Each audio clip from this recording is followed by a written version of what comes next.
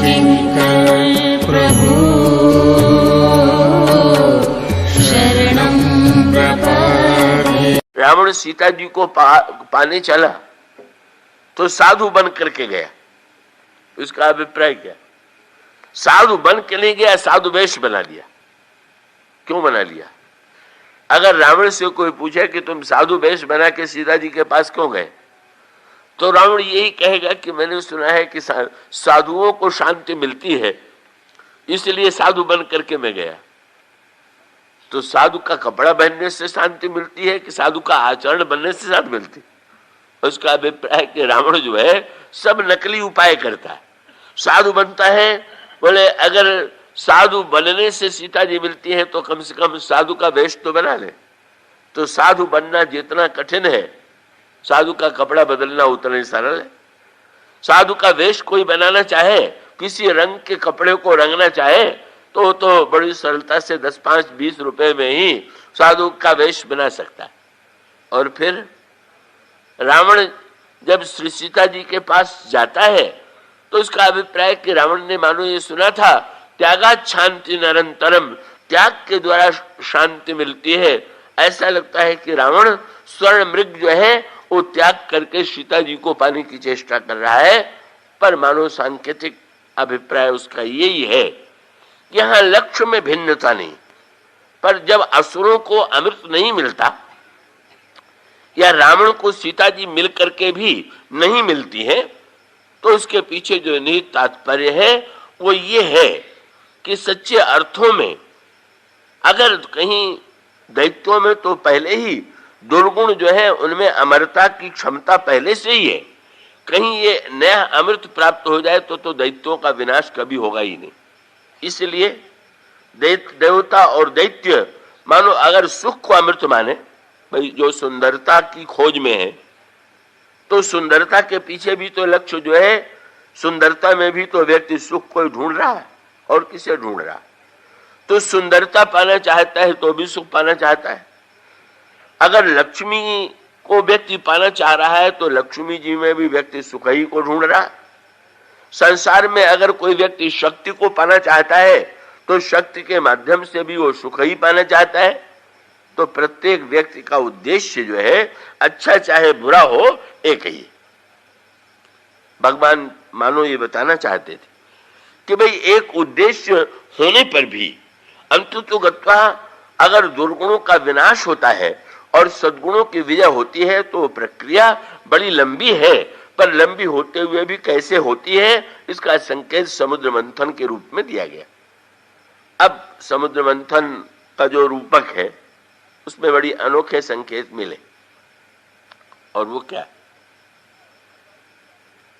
भगवान विष्णु ने कहा कि समुद्र के मंथन के लिए समुद्र में अमृत होते हुए भी आप लोगों को प्रयत्न करना पड़ेगा। ये प्रयत्न क्या है? का ये जो पुरुषार्थ है का वही मानो प्रयत्न है। और इसका अभिप्राय यह है कि यदि हम सुख का अमृत पाना चाहते हैं, किसी भी उपयुक्त उत्कृष्ट वस्तु को पाना चाहते हैं, तो हमें प्रयत्न और पुरुषार्थ करना होगा। पर उसके साथ साथ बड़े महत्व का सूत्र, और यही सूत्र जो है सौंदर्य के प्रसंग में रामायण में प्रस्तुत किया गया। श्री सीता जी के रूप में जो सुंदरता है, एक सुंदरता वो है जो मनुष्य के अंतःकरण में वासना की सृष्टि करती है। एक सुंदरता है कि जो मनुष्य के अंत जीवन में मृत्यु की सृष्टि करती है। पर गोस्वामी जी अब सुंदरता का जो रूप सीता जी के साथ जोड़ते हैं वो यही है कि पहले तो छवि का अमृत में समुद्र, और उस समुद्र मंथन की कथा में एक अनोखी बात आई। क्या? बोले समुद्र का मंथन करने के लिए मथानी चाहिए। मथानी किसे बनाया जाए? तो भगवान ने कहा कि मंदराचल पर्वत को मथानी बनाइए। मंदराचल कौन है? पहले पुरुषार्थ कीजिए, और पुरुषार्थ करने के साथ साथ मंदराचल का जब तक प्रयोग नहीं करेंगे, का आप कितने भी पुरुषार्थी क्यों न हो, पर दही से अगर आप मक्खन निकालना चाहते हैं तो आपको मथानी का आश्रय लेना पड़ेगा। इसी प्रकार से कर्म और पुरुषार्थ के साथ साथ मंदराचल चाहिए, मथानी चाहिए। और ये मथानी कौन है? बोले मथानी है मुदिता मथई विचार मथानी। भगवान कहते हैं मंदराचल को मथानी बनाओ। यहां पर एक शब्द है तो सूक्ष्म, पर मुझे विश्वास है कि आप सब प्रबुद्ध श्रोता हैं, समझ लेंगे। ये मंदराचल जो था वो अचल था, पर्वत को अचल कहते हैं। अब जब मथानी बनाया जाएगा तो क्या होगा कि अब तक जो अचल था उसको अब चलाना पड़ेगा। तो बहुत बढ़िया बात कहेगी। बोले विचार का अचल होना गुण है कि उसका चलना गुण है? और उसका उत्तर यही है कि विचार में अचलता का अर्थ कहीं जड़ता न हो जाए। इसलिए विचार की विशेषता ये होनी चाहिए कि विचार करते हुए भी विचार में गति बनी रहे। विचार जो है वो निरंतर गतिशील होगा। कर्म चाहिए और कर्म के साथ गतिशील विचारता की आवश्यकता है। और गतिशील विचारता के साथ फिर वर्णन आया, मथने के लिए मथानी के आसपास रस्सी चाहिए। तो समुद्र के भगवान ने कहा कि वासुकी नाग को रस्सी बनाइए। वासुकी नाग को रस्सी बनाया गया, मंदराचल को मथानी बनाया गया। ये वासुकी नाग, ये मैं इसकी विस्तार से चर्चा अगले दिनों इस वन के संदर्भ में करूंगा, पर इसका सूत्रात्मक तात्पर्य यह है, वासुकी नाग संशय है और विचार मथानी है। और इसका अभिप्राय यह है कि अगर किसी के मन में संशय नहीं होगा तो विचार में गति नहीं आवेगी। देखिए, जब कोई प्रश्न आपके मन में आता है, मस्तिष्क में आता है, तभी तो आपका विचार गतिशील होता है। आप पढ़ते हैं विज्ञान की पुस्तकों में, न्यूटन के विषय में, वो बैठा हुआ था सेव वृक्ष के नीचे, सेव का वृक्ष गिरा, फल उसने उठा लिया। तो सेव के नीचे आप भी बैठेंगे तो फल नीचे ही गिरेगा और उठा करके आप प्रेम से खा लेंगे। लेकिन उसके मस्तिष्क में एक प्रश्न, एक संशय उत्पन्न हुआ कि फल नीचे क्यों गिरा, ऊपर क्यों नहीं चला गया। और उसी के द्वारा गुरुत्वाकर्षण के सिद्धांत की खोज हुई।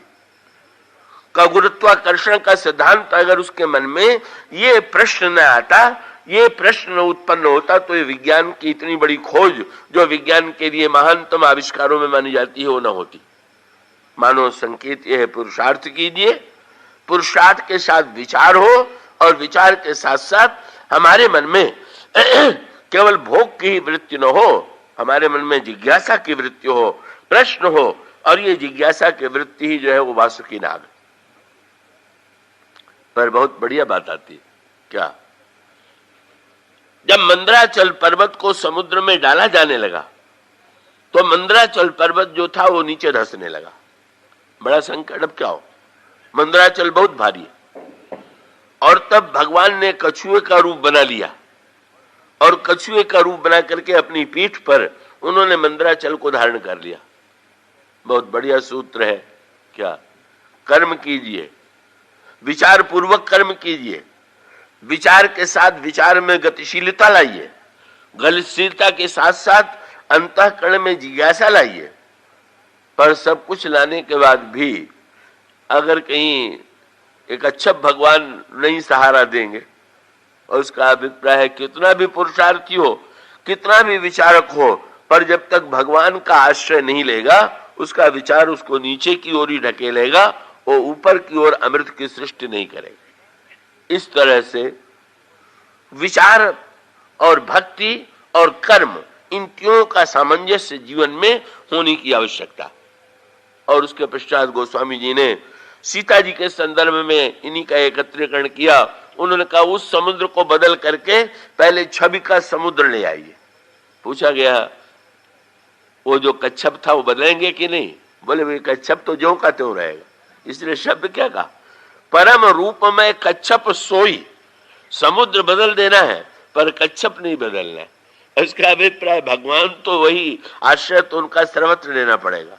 और फिर शोभा रजु मंदर श्रृंगारू, शोभा की रज्जी, वहां पर शोभा को रस्सी बनाया गया, श्रृंगार रस को मंदराचल पर्वत बनाया गया।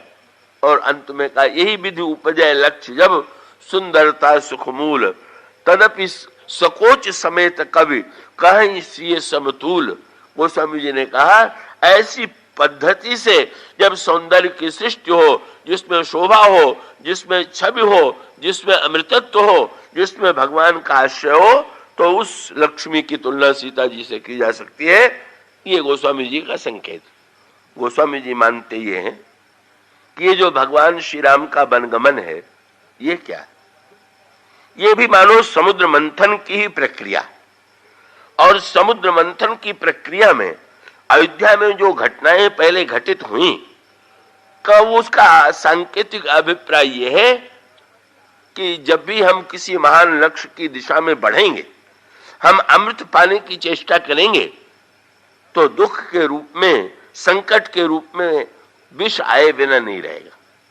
का वस्तुतः ये भगवान श्री राम का वनगमन जो है, भविष्य में जो राम राज्य का अमृत प्रकट होने वाला है, उस राम राज्य के अमृत प्रकट होने के पहले का मानो ये वनगमन जो है, ये विष की प्रक्रिया।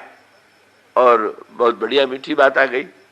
देखिए ना, भगवान श्री राम बन गए और राम राज्य हुआ तो सबको सुख मिला। और ये महानतम सूत्र है समुद्र मंथन का। क्या? जब समुद्र मंथन हुआ तो आप और हमारे जीवन में भी जब हम किसी महान लक्ष्य के लिए चलेंगे तो दुख और अपमान का विष जरूर आवेगा। सुख का अमृत बाद में और दुख और अपमान का विष पहले। और तब बहुत बढ़िया है जो हम लोगों के जीवन में जो नहीं। क्या? देखिए ना, जब वनगमन हुआ तो भगवान राम अकेले बन गए। अयोध्या वासियों को उन्होंने जाने नहीं दिया, सबको लौटा दिया। और राम राज्य हुआ तो सबके लिए हुआ। और वहां भी संकेत सूत्र है। क्या? कि शंकर जी ने विष को अकेले पिया और अमृत जब निकला तो सारे देवताओं को बैठा गया। इसके अर्थ पर आपने ध्यान दिया? इसका अभिप्राय यह है कि दुख और अपमान का विष आवे तो अकेले पी जाइए और सुख का अमृत आवे तो बांट करके पीजिए। हम लोगों ने तो उलट दिया है। सुख का अमृत आवे तो अकेले पी लीजिए और दुख का और अपमान का विष आवे तो बांटते रहिए। का वस्तुतः समुद्र मंथन की ये प्रक्रिया, ये राम भगवान श्री राम का वनगमन, इसमें कौन सा समुद्र है, देवता और दैत्य कौन है, और भगवान श्री राघवेंद्र ने जिस अमृतत्व की सृष्टि की वो विष क्या है, इस प्रक्रिया की दृष्टि से समुद्र मंथन मानो ये राम राज्य की स्थापना ही जीवन का परम लक्ष्य है। और एक महान समुद्र मंथन वनगमन के रूप में होता है, जिसकी अंतिम परिणति राम राज्य के रूप में होती है।